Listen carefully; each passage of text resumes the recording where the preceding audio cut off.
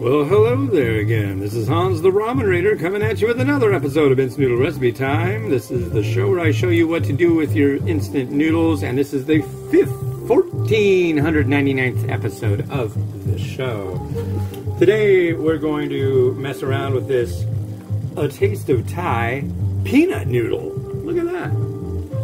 And it's gluten-free, takes 4 minutes, and you'll enjoy it. I hope so. And then it goes. So, if you're into, no, you got that in spades, brother. All right, so let's see what we got here. We got some powder. Okay, so it says what you do is you take this, the noodle. This is like rice stick. This will be interesting. I hope it goes well.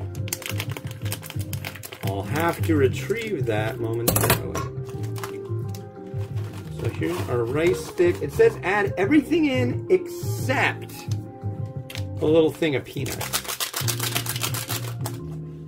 It sounds like, in theory, this sounds like it's going to be really quite excellent. This is a huge sachet of coconut milk powder.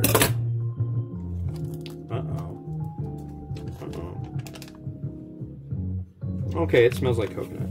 That's a plus. So you do that.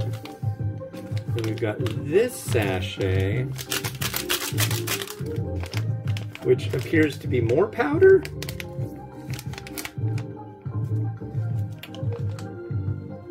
And it smells very peanutty.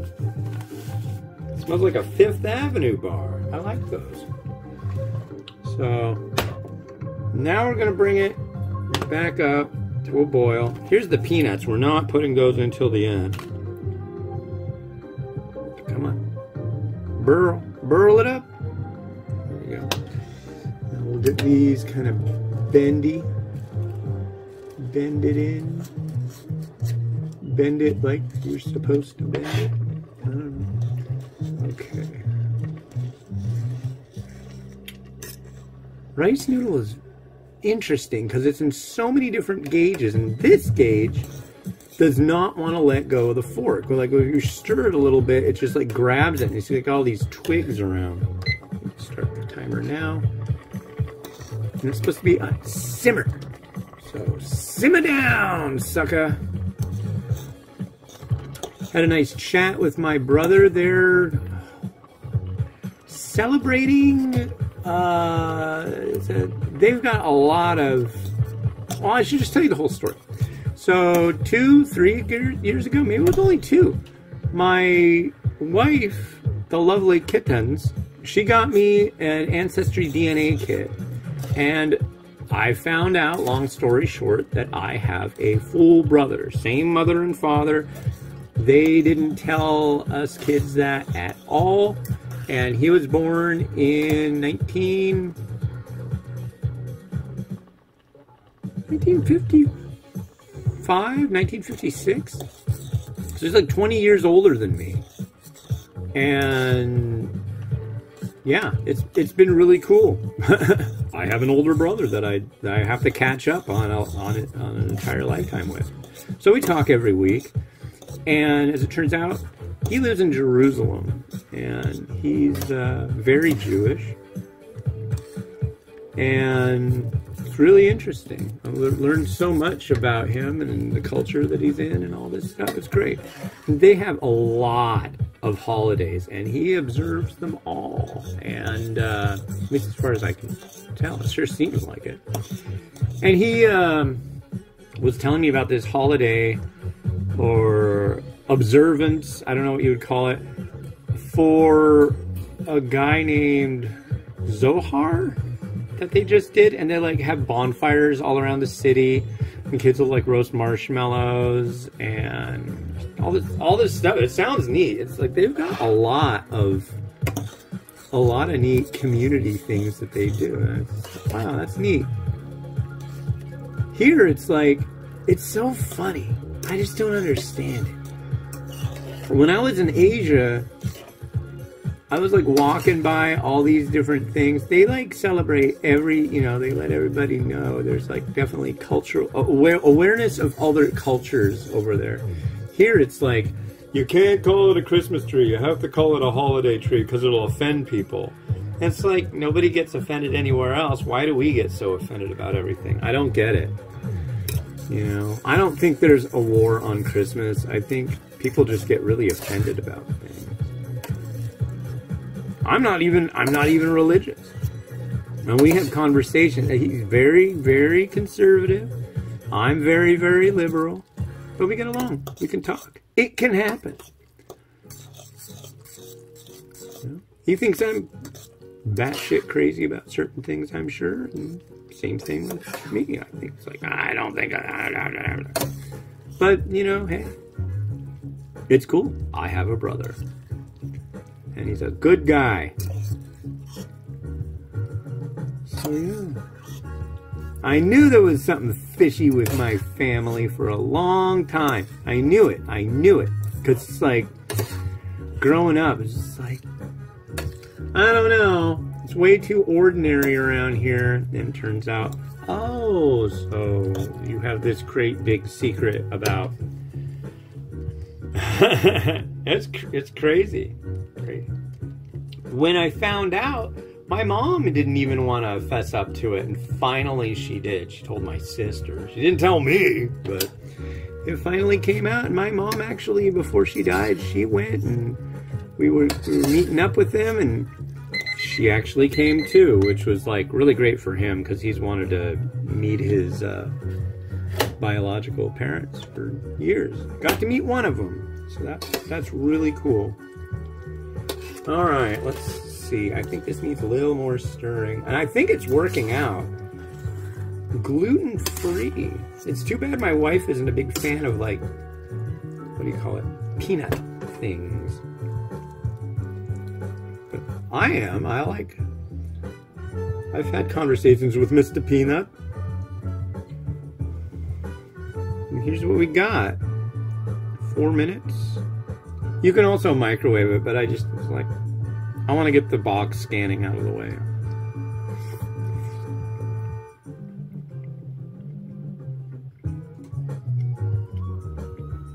I like that.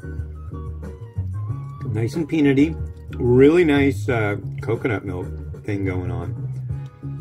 This is groovy. A lot of the time you'll have things like, say, like teriyaki flavor things that are full of like cane sugar and a lot of lemon and a lot of things. It's just like, this doesn't taste like any teriyaki I've ever had. This tastes more like it's leaning towards the kind of Thai kind of stuff you might find around here.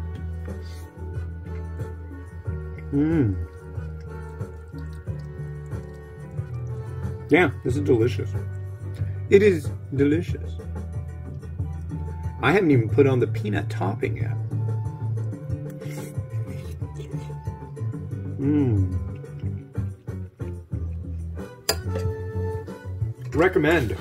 Recommendo. Absolutely. I would eat that recreationally.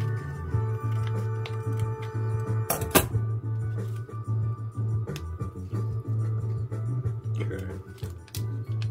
So I'm going to add in all these little peanutty peanut bits. And all right, there we go. Yes, I feel like I'm playing with my food. Just wait till you see the next one I do. Wow. It's a Thai theme as well. I'm not going to tell you any more about it. The next episode you will see will be episode 500 of Instant Noodle Recipe Time. I'm really proud that I've actually done 1,500 things. I'm working on 5,000 reviews, period, but I think this is another one I want to do that with. Okay, hold on. This has been a new thing I've been doing. So I take, yeah, I want to try it with the peanut in it now too. This is good. This is really hard to put down.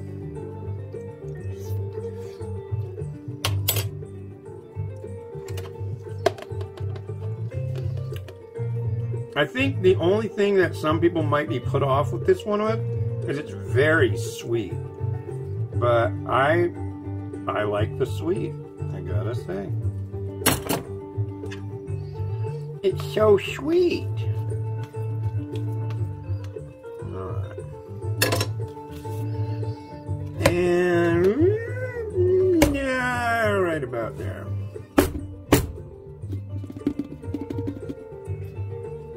Look at that. I keep wanting to throw this away. I use this all the time.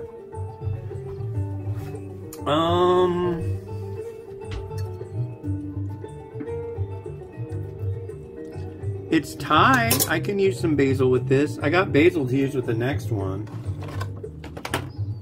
What's he making? What's the next thing he's gonna make? You'll have to watch the show tomorrow. Like, subscribe, make yourself happy. Yeah, September 20th at 9 a.m. Pacific time. Be there or be stupid. Or just don't be there and you can watch it later. But come on. It's gonna be neat. So let's grab a little bit of basil.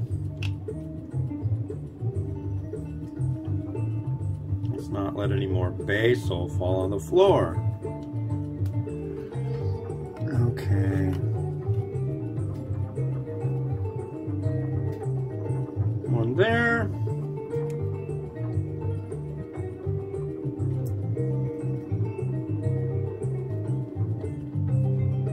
One there. I don't think I really want to do much more to this. It really doesn't need it. It stands on its own 2 feet. Do we have any tomato?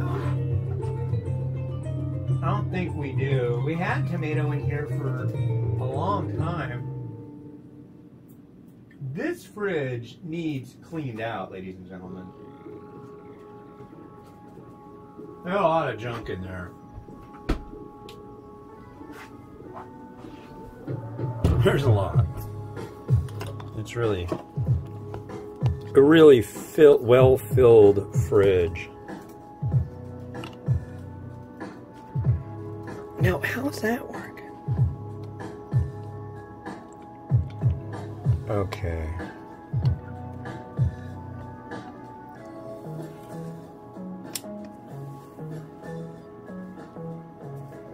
All right, noisier.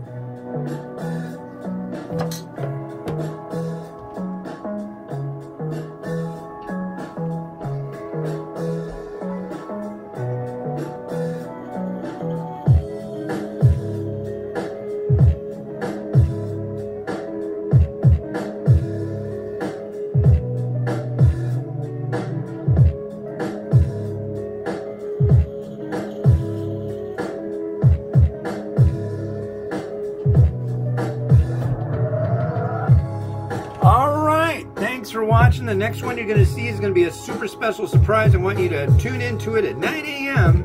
tomorrow, September 20th, which I really don't know what day that's going to be, but right now it's May. So, yeah. All right. This has been Allen's the Ramen Raider, wishing you enjoyment of your noodles each and every day. Have a good one. Bye-bye.